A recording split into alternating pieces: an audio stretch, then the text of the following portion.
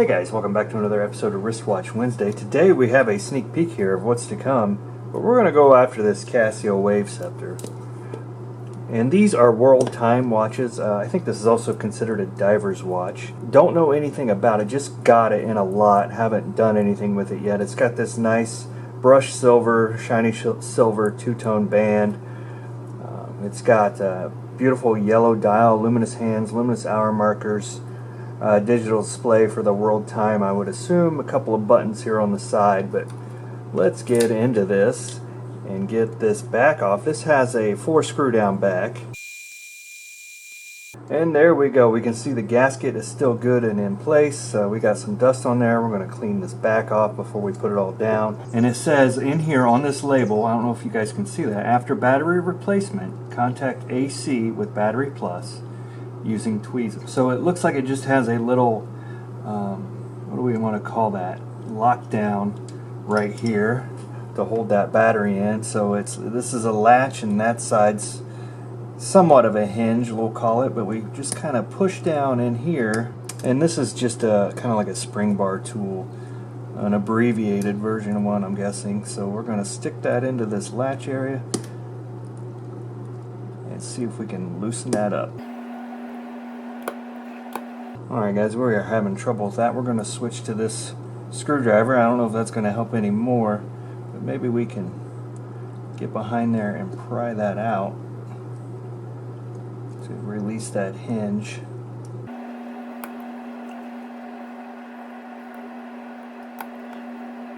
A lot of these watches I get never had the battery change, believe it or not. I don't know if people treat them as disposable, but there we go. Finally got it.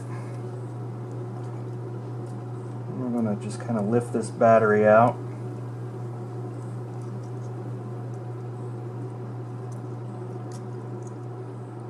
And it looks like this one's going to take a 1620 battery. Let's go ahead and dig one of those out. And if you haven't seen one of my videos before, I have a link down in the description where I buy my watch batteries from. I'll go ahead and slide that back in there. And we're going to push that back in and we should be good to go. Let's go ahead and we'll clean this off real quick and then we'll put it back on. Alright, we have cleaned up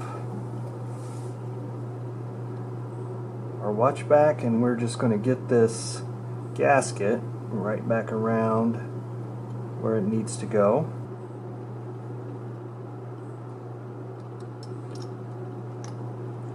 We're going to put our screws back in. I usually do these in a cross pattern just because that's what I do. I like to think it keeps the back down flatter. Now, it did say that we need to touch our battery, but sometimes you don't need to do that. So far we're good. It automatically resets, so we're going to skip that. Alright, we got our back tightened down and we are set to go. And we can see our second hand is ticking. We do need to get the radio mode going on this, so we need to learn how to set this. Now, if you've seen my previous Wave Ceptor videos where I just went over that watch, I didn't go over really how to set that time.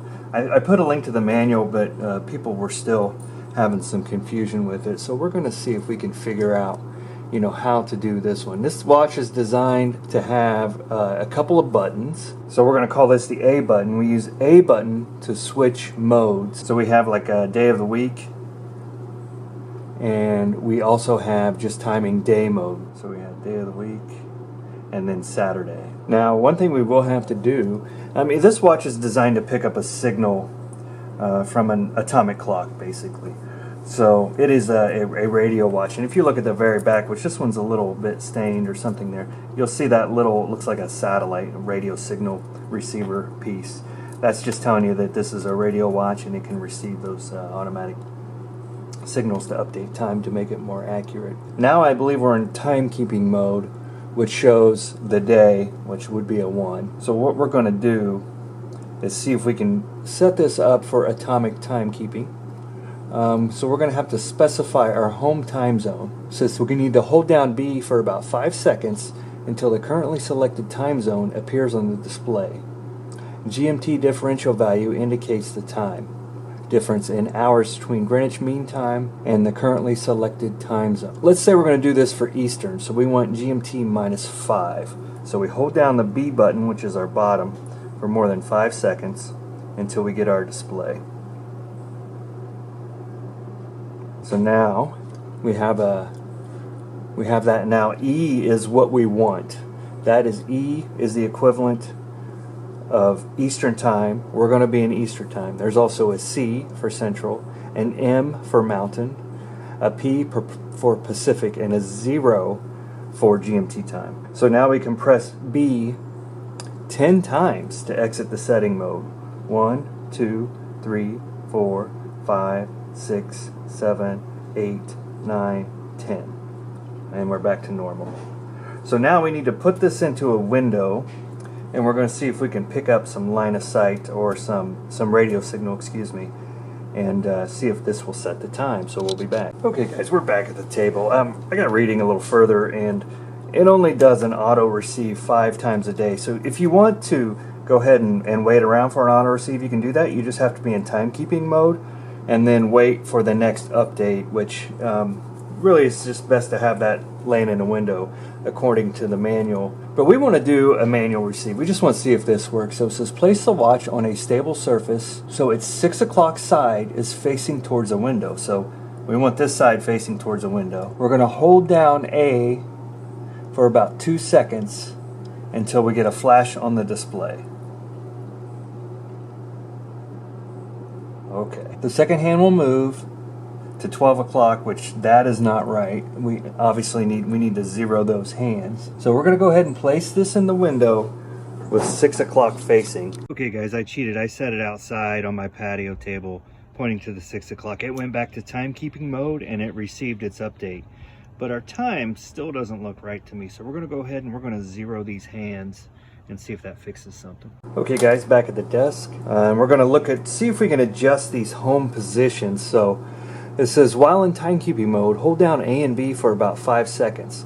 The analog hands do not keep time during the homing position adjustment. So we may have to go back out and reset our time. So A and B, these top and bottom, A, B, we're going to hold it in for 5 seconds.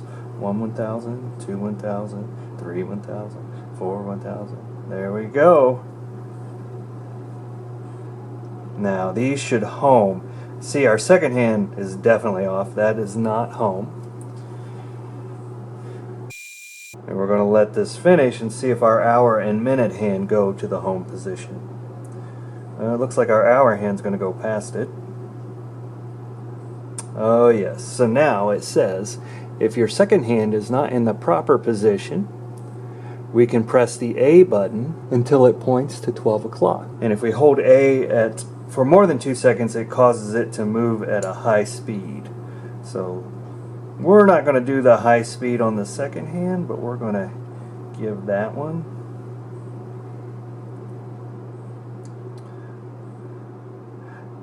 You know, it's a little complex to get these set up, but once they're set up, they're great, and they keep great time and great date functions. Okay, it looks like we are there. We're going to press B. So let's press B, and then we're going to hold in this. So we press B to switch to the hour and minute hands. Okay, we're going to let this go until we get to midnight or noon, however you want to look at it. So we're going to get close to both hands on 12. So if you didn't see that, we set the second hand, press B, then did the hour hand. Alright, hour hand's at 11. And we're going to stop, and then we're going to individually, probably could have let it go a little bit longer, but I want to make sure I get it, since I've done this a few times. You haven't seen it from the power of editing, but we'll get there. Okay, we're close. We're close. We get almost there. Okay, we're coming up on it, and there we go. We are center. So now we'll press B. And we should go back to timekeeping mode. Now it is not 12:30, so what we're going to do is we're going to go back and we are going to receive that radio signal again. Same procedure we just showed, and see if we can get the correct time. So manual receive, just to go over it again. We want to point our 6 o'clock towards a window, and we're going to hold down A for about 2 seconds until RO flashes. AO, RO, whatever that symbol is. And now we're going to take this outside. Okay guys, we are back in from the patio table and we have success. So if you're having trouble with your wave scepter, you might want to go ahead and zero out the hands. The manual actually says set time. If it doesn't look right, then zero out your hands. I don't know, it may be worth somebody trying, just zeroing out your hands and then doing the manual receive signal. Again, you can do an auto receive signal, you just gotta wait. It only does it 5 times a day, it says. So that's where we have wave scepter. We're getting ready to put this back together. Let's get some specs on it. I don't think we got the specs, did we? Let's go case size. It's about 42.5. Our bracelet width, that's about 21, let's call it.